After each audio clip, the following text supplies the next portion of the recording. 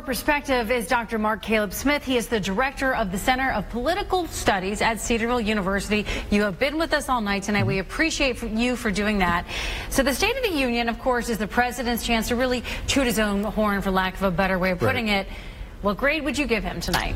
I think on tooting his own horn, probably an A. I mean, he certainly stuck to some economic issues, talked about low unemployment rates, talked about tax reform being very successful. When he stuck to those areas, I think he was quite good. Other parts of the speech, where he got more controversial, things changed quite a lot.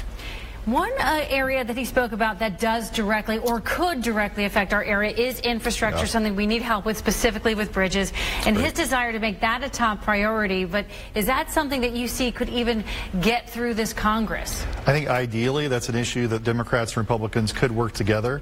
Could be a big success for the president, also for sort of Cincinnati as well.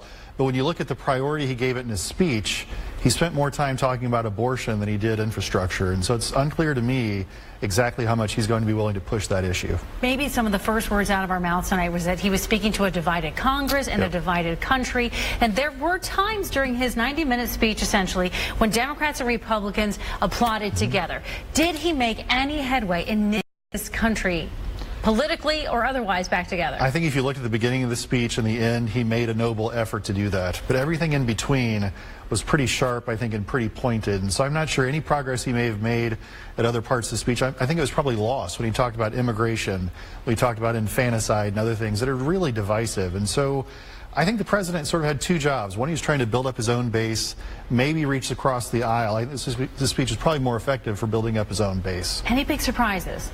I wouldn't say anything shockingly surprising. I think it was very human in many ways. The president did a nice job speaking to guests in the gallery. I think that's probably the warmest part of the speech, the most authentic part of the speech. Yeah, there was a lot of that, and we do appreciate so much that you came all the way down here from Cedarville to be with us tonight. Thank you for your time. My pleasure.